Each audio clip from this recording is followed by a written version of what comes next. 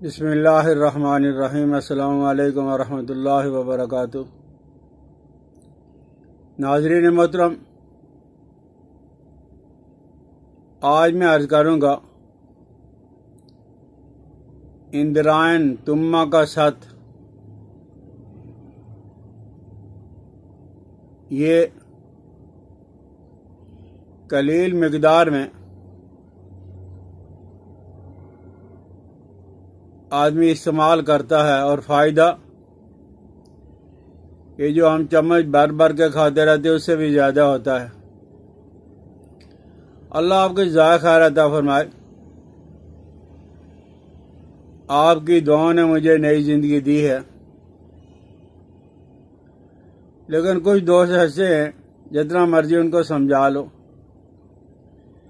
وہ کہہ رہے ہیں کہ تمہ پہ تھوڑی سی تفصیل بیان کرو کہ تمہ ہوتا کیا ہے۔ ارے بھائی، کسی اور سے بھی پوچھ لیا کرو۔ تمہ ایسی ایٹم ہے کہ ہر آدمی کو پتا ہے، آپ کو نہیں پتا تو کسی اور سے پوچھ لو۔ اور پھر میں نے کل عرض کیا تھا، تقریباً بڑی بڑی زبانوں میں اس کا نام آپ کو بتلا دیا تھا۔ اسے تمہ کہا جاتا ہے، اندرائن کہا جاتا ہے، عربی کے اندر اس کو حنظل کہا جاتا ہے، اور فارسی میں خرپا تلخ، ڈاکٹری کے اندر، ایلوپیتھی کے اندر کالو سنتھ کہا جاتا ہے۔ سنسکرت میں اندرانی پھل کہا جاتا ہے، اندران کا پھل۔ ڈاکٹری کے اندر اس کو کالو سنتھ کہا جاتا ہے۔ پنجابی میں تمہ کہتے ہیں، کور تمہ بھی کہتے ہیں۔ بہت دور دراز دیہاتوں کے رہنے والے ہندوانہ ابو جہل بھی اسے کہا جاتا ہے۔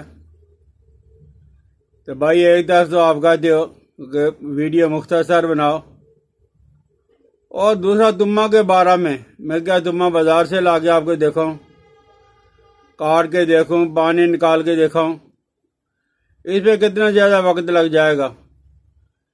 تو بہرحال آج ہم بنا رہے ہیں اندرائن کا ست۔ یہ ست جو ہوتا ہے، اس کے اندر جوہر مؤثرہ بھرپور طاقت ہوتی ہے۔ تو آپ تمہ، اور پھر ایک عرض اور بھی ہے، کل ہی جو ہے وہ دبئی اور ابوظہبی کے دوستوں نے کہا تھا کہ یہ ڈرائی ملتا ہے، خشک ملتا ہے۔ بھائی، وہ ڈرائی اور خشک جو ہے وہ بھی کام کرے گا۔ اسی طرح آپ پانی کے اندر بھگو کے رکھ لیں، اس میں کمی زیادتی بھی ہو جائے گی، کوئی بات نہیں ہے، پانی کم ہے یا زیادہ، اس سے بھی کوئی فرق نہیں پڑتا۔ بہرحال آپ نے اندران کا، تمہ کا جو وہ تازہ پھل لینا ہے، اور پھل لے کر اس کا پانی نچوڑ لینا ہے۔ یہ اگر آپ کے پاس 1 کلو ہے تو آدھا کلو شکر سرخ والی، اور پھر اس کو تانبے کے کلی دار برتن کے اندر، یعنی پتیلے یا دیگچے کے اندر یا دیگچا کے اندر، یا پھر اسٹیل کے برتن کے اندر، آپ نے ان دونوں کو مکس کر کے آگ پہ چڑھا لینا ہے۔ لیکن آپ مہربانی یہ کرو گے کہ آگ بالکل نرم ہو، دھیمی ہو، اور پھر پکاتے پکاتے آپ اس کے بیچ میں چمچہ بھی یا لوہے کی سلاخ بھی چلاتے رہیں، تاکہ نیچے لگ کے وہ جل نہ جائے۔ جب آپ اسے دیکھو گے کہ شاید جیسا گاڑھا ہو گیا ہے، تو آپ اسے چولہے سے نیچے اتاریں۔ جو اطباء حضرات، حکماء حضرات ہیں، یہ اس کو بنانے والے ہیں انہیں تو کوئی پریشانی نہیں ہے، لیکن عام آدمی جو ہے اس کو ذرا سمجھانا پڑے گا کہ نیچے اتار کر آپ نے ایک برتن کے اندر، ایک پتیلا کے اندر بہت سارا پانی ڈالنا ہے، اور اس پتیلا کو آپ نے چولہے پہ رکھ لینا ہے، اور اس برتن پہ جس میں آپ نے پانی ڈالا ہوا ہے اس پہ کے اوپر ہے یہ ایندھران والا پانی جو آپ چولہے پہ آپ چڑھا کے اسے بہت سارا گاڑھا کر چکے ہو، اس پہ رکھ کے آپ اس پانی کی بھاپ کے ساتھ آپ اسے خشک کرو۔ ظاہر ہے کہ آپ نے چولہے کے میں آگ جلائی ہے، اوپر آپ نے پتیلا پانی کا رکھا ہوا ہے، اور اس میں جب آپ آگ جلاؤ گے تو اس میں بھاپ پیدا ہوگی، تو اس بھاپ کی وجہ سے اسے خشک کر لو، اور پھر اسے اتار کر جو تھوڑی بہت نمی باقی رہ جائے گی وہ دھوپ میں رکھ لیں۔ آج کل پاکستان کے اندر ہی بہت زیادہ دھوپ ہے، عرب ممالک میں تو اکثر اور بیشتر دھوپ رہتی ہے۔ اب جب دیکھو گے کہ بالکل خشک ہو گیا، اسے باریک کر کے شیشے کے اندر محفوظ کر لیں۔ تو پھر آپ نے اگر پیٹ صاف کرنے کے لیے، جلاب کے لیے، مسل کے لیے لینا ہے تو بالکل ہی آدھی مرچ، ایک مرچ کے برابر۔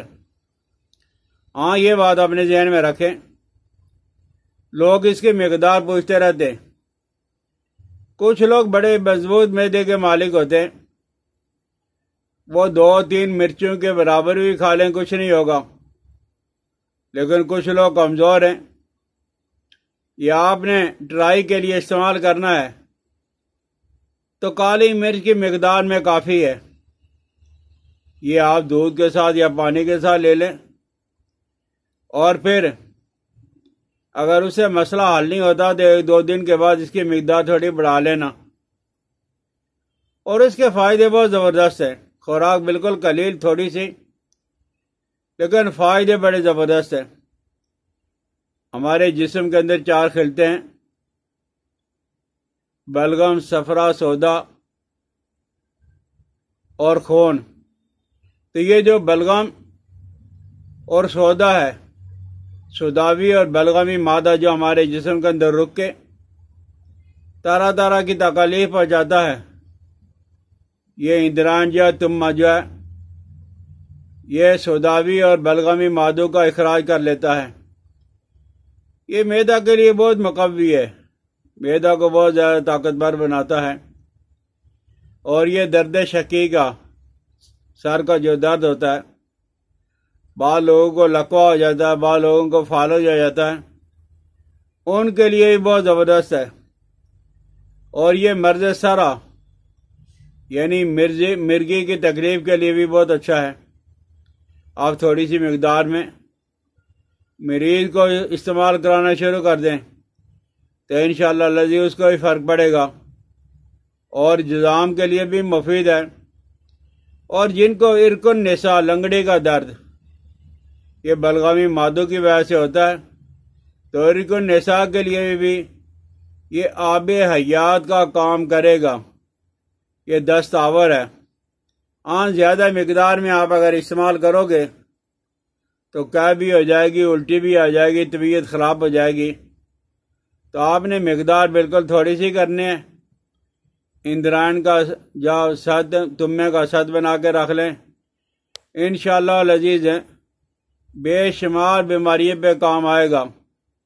اگر تمہ پہ ویڈیو بناتا رہوں تو 40-50 ویڈیو تو ہم بن جائیں گی، لیکن اسی پہ ہم وہ بس کرتے ہیں۔ انشاءاللہ العزیز پھر کسی اور وہ چیز پہ ہم ویڈیو بنائیں گے۔ حکیم الیاس عبدعلی کو اپنی دعاؤں میں یاد رکھنا، سمجھ آ جائے تو استعمال کریں، شیئر کریں، سبسکرائب کر دیا کریں، بیل آئیکن کو دبائیں۔ السلام علیکم ورحمۃ اللہ وبرکاتہ۔